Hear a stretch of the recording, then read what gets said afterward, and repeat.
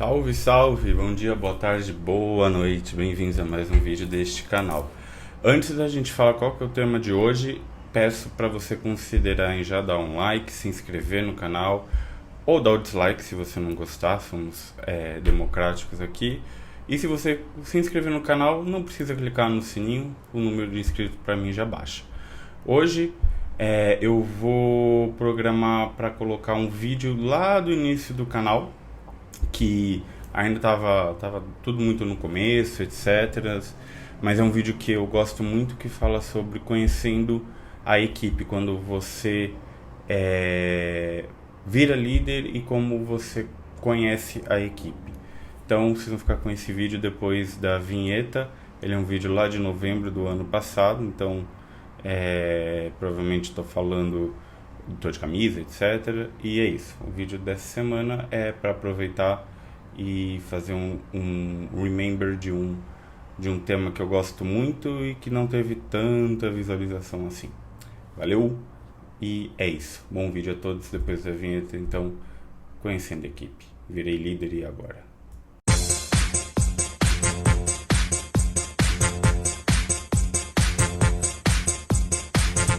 Meu nome é Peterson Munhoz e vou continuar a série que eu estou fazendo, falando um pouco sobre os primeiros passos na liderança até chegar a uma posição de líder de negócios.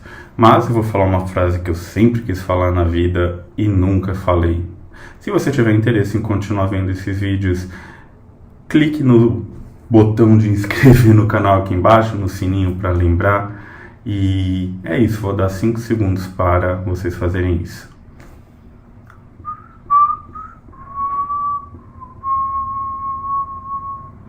Boa. Quem não assistiu do vídeo até aqui, vamos lá. No último vlog que eu gravei, eu comentei um pouco sobre quando você deixa de ser líder de si mesmo e passa a ser líder de pessoas, né? Que é um grande desafio, o primeiro grande passo que você tem e os desafios que você tem nesse momento, sendo para mim o principal, deixar o ego um pouco de lado e entender e descobrir que cada pessoa que está no seu time tem a sua maneira de fazer o que foi pedido.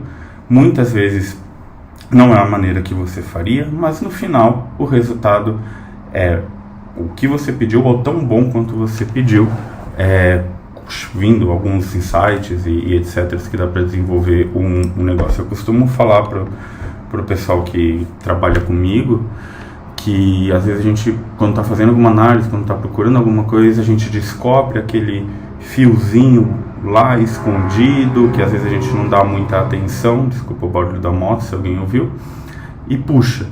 E quando começa a puxar, sai um elefante branco que a gente nem estava pensando que existia, e ele pode mudar o rumo do negócio. Então é muito importante respeitar e dar a liberdade e autonomia com alinhamento. Eu vou falar um episódio sobre algumas regras ou comportamentos chaves que eu me inspirei de um grande mentor meu e eu adoto para a vida toda. Mas hoje eu vou falar um pouco sobre, então, o momento que você chega na liderança. Você pode chegar na liderança em 2 momentos, né? Quando você tem a primeira liderança. Ou você vira líder da equipe que você já é sênior de alguma maneira, então você acaba sendo promovido para um cargo de coordenação dentro de uma equipe que você trabalha há algum tempo, então você tinha uma relação de paridade e, na teoria, começa a ter uma relação hierárquica maior, e já explico porque eu falei na teoria. Ou você acaba tendo a oportunidade em um outro time, e aí você conhece pessoas novas, conhece métodos de trabalho diferentes e aprendizados diferentes. Então, por partes. Eu vou começar por esse último que eu falei, porque é a minha experiência pessoal.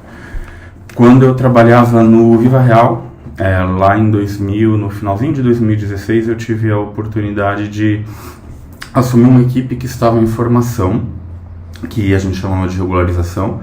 Era uma equipe de cobrança de mensalidade, né, da assinatura do Viva Real, com uma pegada mais humanizada. Então a ideia não era cobrar nem protestar nome, era entender os motivos e ter um speech livre, né, um discurso livre para as pessoas conversarem com com os clientes, entenderem e, enfim, não fazer aquela cobrança robótica e falar que você não paga em tanto tempo, senão não vai ser negativado, etc. Eu fui para esse cargo, eu ainda não tinha, eu fui para essa posição sem o cargo. Eu fui como analista sênior, eu sentei na cadeira como analista sênior. O meu gestor na época, que é o mentor que eu comentei um pouco antes, ele foi prudente no sentido, você quer ser gestor, e isso eu deixava claro para ele desde o início, também um outro episódio que eu vou falar sobre a importância de você deixar claro para as pessoas os seus objetivos. Eu sempre deixei claro para ele que eu gostaria, que eu tinha uma paixão por liderar pessoas e eu queria entender se isso era só coisa da minha cabeça ou se realmente eu tinha alguma aptidão e desenvolver essa minha vontade. Então, quando surgiu a oportunidade, numa promoção de um colega meu para coordenador em outra área, ele me colocou nessa cadeira, não me promoveu, porque se eu fosse um desastre ele não precisaria me desligar, né? Porque você não voltaria para um cargo para trás. Então, ele me deixou até eu me provar. Beleza. Quando você chega numa equipe nova, principalmente quando você está nessa situação de estranho no ninho, então no meu caso aquela equipe que eu assumi, ela foi 90% contratada pelo meu amigo que eu substituí, eu chamo de amigo porque realmente é um amigo meu, e por um outro amigo também, que os dois começaram juntos, né? Um olhando pela parte de relacionamento e business partner de RH, e outro pela parte de negócios. Então, quando eu substituí essa pessoa, primeiro você tem, né? A pessoa que me trouxe para cá está saindo. O que vai acontecer agora? Existe uma ansiedade. Então, o que eu fiz, assim, deu certo, e por isso que eu estou trazendo para cá. Eu conversei com as pessoas. Primeiro eu chamei todo mundo, aquela coisa de praxe e tal. Participei de uma reunião como ouvinte, uma reunião meio papo aberto, para falar como ia ser a programação do mês, o que a gente estava procurando, etc., ainda liderado pelo meu amigo. E participei quieto como ouvinte, não preferi ficar como na posição de ouvinte também para conhecer e para não sair dando pitacos, sem conhecer o sistema, o processo, os indicadores. Dali uma semana eu fiz a transição e assumi. Quando eu assumi, a minha primeira preocupação não foi só conhecer os indicadores, onde a gente estava, como estava em meta e sair cobrando. Foi conversar com as pessoas. Primeiro, aquela conversinha de praxe, a gente tinha lá uma varanda, chamei todo mundo na varanda, expliquei um pouco sobre o meu método de trabalho, como eu pensava e essas coisas nesse gênero. Mas é aquela coisa, né? A pessoa falando a primeira vez, você olha, tá bom, show, vamos ver. E aí o segundo passo, que eu acho que foi o divisor de águas, foi, eu chamei todo mundo que estava lá para uma conversa individual, famoso 1-on-1, também vai ter um episódio sobre isso, mas esse primeiro 1-on-1 que eu faço até hoje, eu chamei as pessoas para conversar, e eu chamo essa conversa de mapa mental, mas eu sempre faço a mesma piada, não é a ideia de querer saber se a pessoa é louca ou julgar ou fazer alguma entrevista, etc. É conhecer e trocar. Então, a parte do mapa mental é porque eu colocava o nome da pessoa no centro, fazia algumas perguntas, ela criava algumas raízes e depois eu guardava para mim e mandava para a pessoa para ela ter guardada ou fazer o que bem entendesse com aquele arquivo. Mas para mim eu estudava. E aí eu converso com as pessoas, eu chamo as pessoas, bato um papo e faço algumas perguntas. A pergunta é bem aberta. No meu caso eu pergunto de hobby, de formação, mas não formação acadêmica, de cursos. Já fiz corte e costura, fiz crochê, fiz balé. Pergunto sobre amizades, aquelas pessoas que mais contam, relacionamentos, algo que se orgulha, e fecho com um sonho grande, com qual que é o teu sonho grande. Porque eu procuro saber o que inspira aquela pessoa a estar lá, acordar todo dia e e trabalhar e tentar não tornar aquilo uma coisa maçante só porque tem uns boletos no final do mês.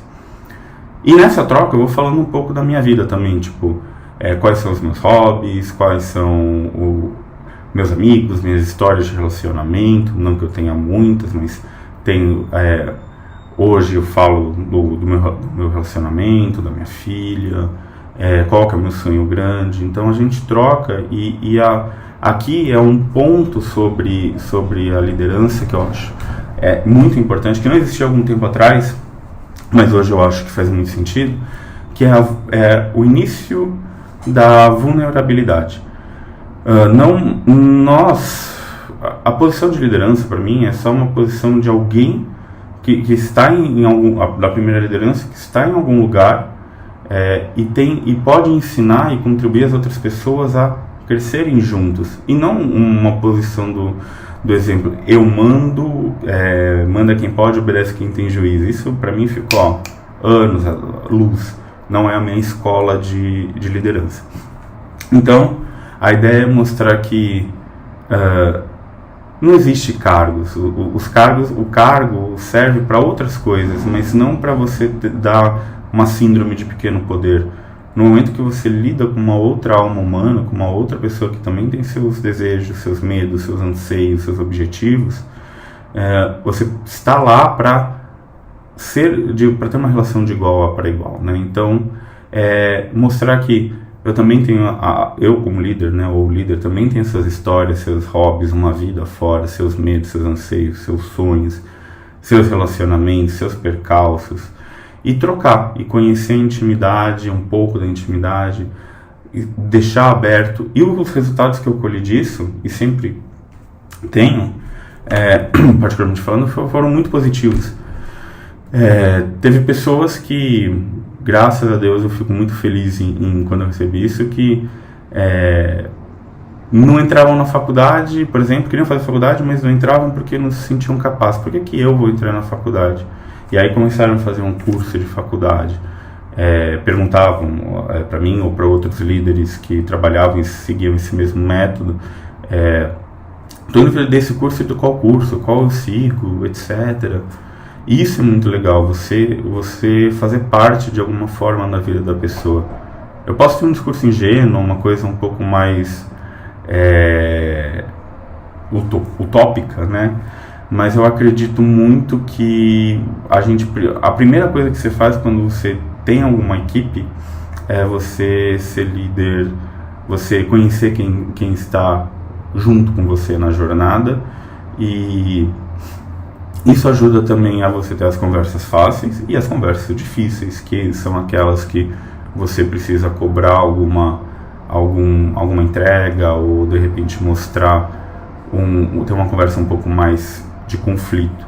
E para quem às vezes tem medo de conflito, como é o meu caso, e não tenho medo de falar isso, porque eu aprendo constantemente a lidar com eles, ter a confiança e ter essa proximidade, ela é muito importante e te ajuda muito a você chegar com a pessoa, chamar para um café, chamar para uma conversa e ter um papo franco, aberto, e principalmente você ouvir da pessoa também onde eu como líder estou falhando, porque às vezes não a gente não pode imputar uma baixa performance só na pessoa, na liderada, mas também às vezes fomos nós que não estamos dando o exemplo correto, sente falta de alguma coisa. Eu tive várias pessoas que trabalharam comigo, eu sou muito grata a elas, que chegaram para mim e falaram: Pet, você está falhando aqui, eu sinto falta disso,